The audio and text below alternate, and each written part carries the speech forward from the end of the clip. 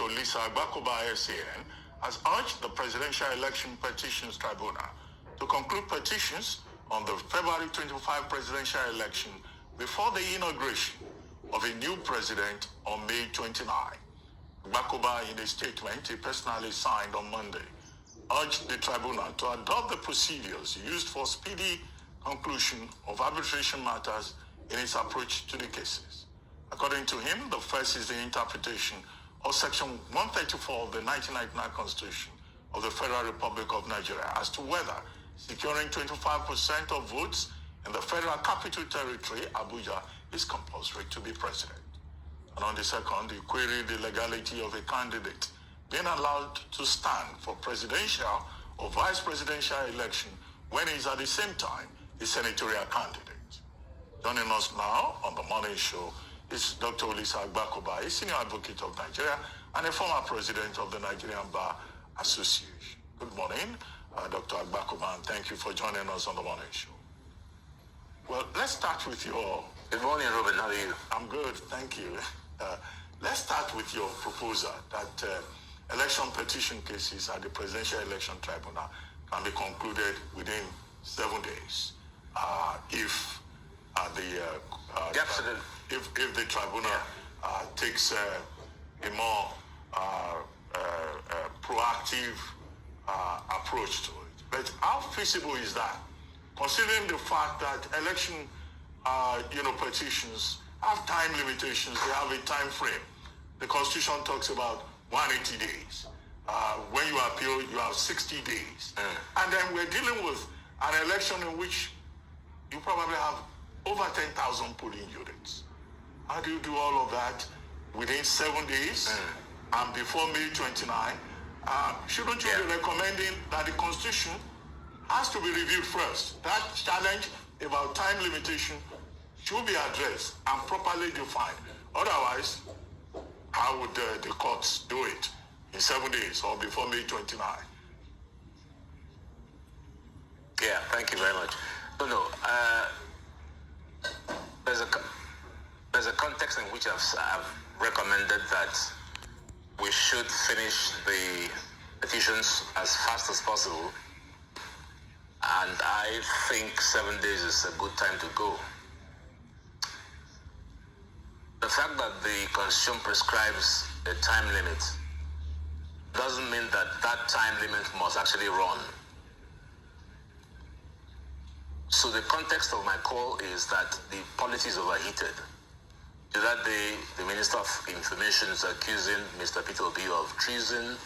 People want interim government. There are all kinds of things going around. There's a whole shebang of things that seems to want to destabilize Nigeria. The DSS is shouting that there are people who are all over the place doing things. And the simple problem is just to resolve the election petitions. So the question is not whether it is doable, it is whether it can be done. So I start by saying that the judicial philosophy of Nigeria is about 100 years old. Nigeria is not known for speed. Why is it possible that Ghana finishes its own election petition in 30 days? So why can't we also do it here? Why should we have 360 days to do something that is very simple? So the new international gold standard, and I sit as a senior arbitrator in the City of London, and what we do is we apply case management. So my first recommendation is to say, the issues presented to the tribunals, are they amenable to quick resolution? And I think there are three issues which you've outlined that are amenable to quick resolution, one way or the other. Now, under the Kenyan procedure, those questions that I've set out are decided in exactly 1 day. So if I was the presiding judge of the tribunal, I would give 2 hours to the petitioner to establish the case whether 25% of FCT is relevant in the consideration of who is the president or not. I would give time to Mr. Tinubu's people to reply, and I'll deliver a ruling at 6 p.m. What's the difficulty? These are purely matters of law. So it is absolutely feasible. If those three questions do not succeed, then the part A of the petition would be now to do what you said, take the issue of electoral malpractice, which I concede will be a lot longer. But I have a strong feeling that those three questions I have set out can resolve the petition one way or the other. And it can be done in 7 days.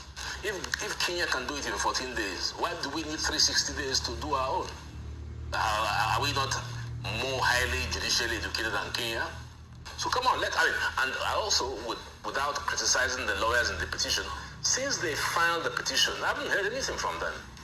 There's all sorts of procedures by which you can front-load a case, push it, set out procedural issues, set out jurisdictional issues for the tribunal to determine. That's number one. Two, the tribunal itself can offer its own motions, raise questions. So we've read all these petitions, and we think we can dispose of this petition if we set out some questions that, if taken, can resolve the entire thing.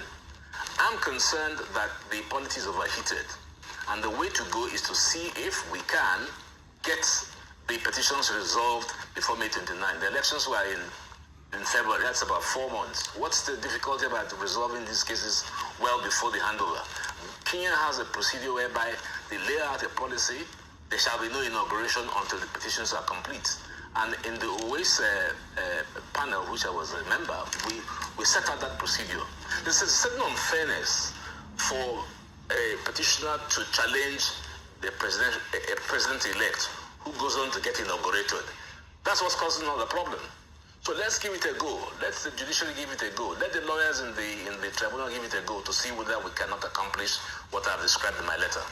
So that's the basis of my letter. All right. Well, thank you very much, Dr. Agbakoba. Good morning and good to see you.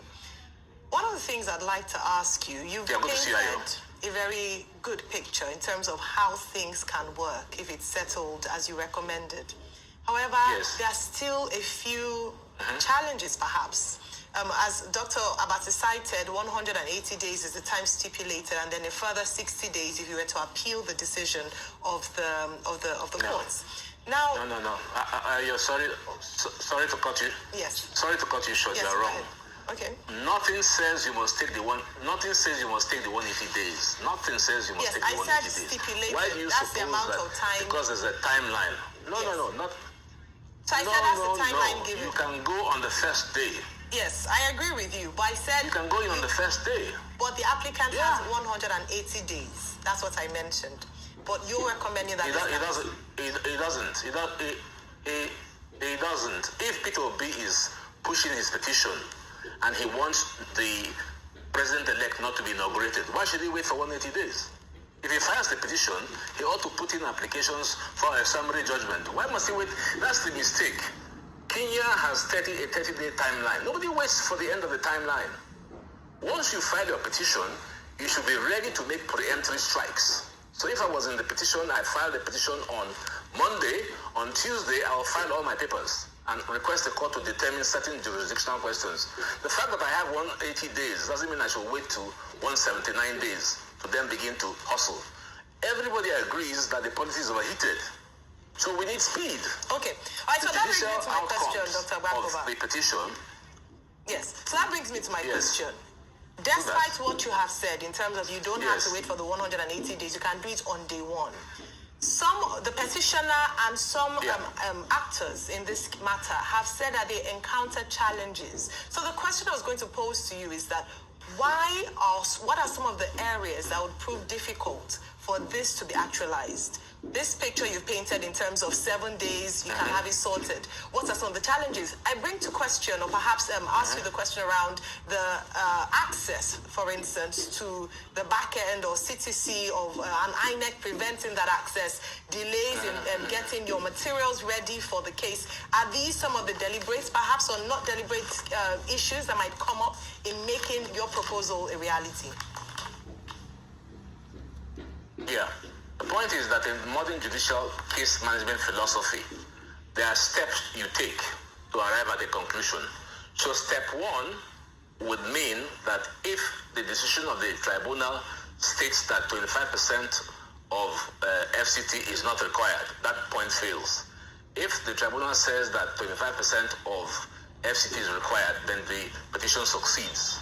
Now, so as you go up the steps, you will come to the point where the most difficult question will be posed, which is electoral irregularity. Mr. Robert Clark was on your program yesterday, and he gave how petitions work. Petitions work on 2 levels. The first one is the technical level. All the 3 points I laid out, they are jurisdictional, they don't need any facts. You don't need a single documentation from INEC because on the facts, Mr. Tinubu did not win 25% in Abuja. So you don't need any access from INEC. It's stated in the petition. So the question is a legal question. What is the consequence of Mr. Tinubu not getting 25% in Abuja? Is it fatal or is it not fatal? You don't need any recourse to INEC for any documentation. If the question is answered in the negative, Tinubu goes through. If it's answered in the positive, Tinubu loses. You go to the next question. What is the consequence of Mr. Tinubu's vice presidential candidate being on the ballot of senatorial? Is it fatal in view of Section 35 of the Constitution, one way or the other? And so on and so forth. So you exhaust the jurisdictional and procedural questions. If all those questions succeed, then you are within the time to dismiss the petition or allow it. Now, the more difficult one is if the procedural and jurisdictional points do not succeed. Then we're bogged down by the electoral irregularities, and I agree here that access to documentation will be necessary. But to sit down and do nothing, I haven't heard a thing from the courts, I haven't heard a thing from the legal team, is the point that I'm saying is irritating. And the polity is overheated. That day, Mr. Lai Mohammed was in the UK, in the US, shouting treason. Mr.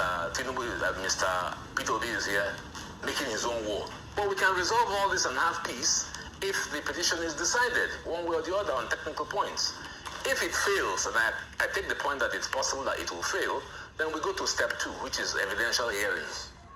Well, you recently expressed doubt about the capacity, or maybe if we use a milder word, the ability of our courts to deliver untainted justice, and hence the reference to the Ahmad Lawan case. Now, look also at the lawyers. They wait till the last day, the very last day before they file petitions. So, don't we have a problem of capacity here? And also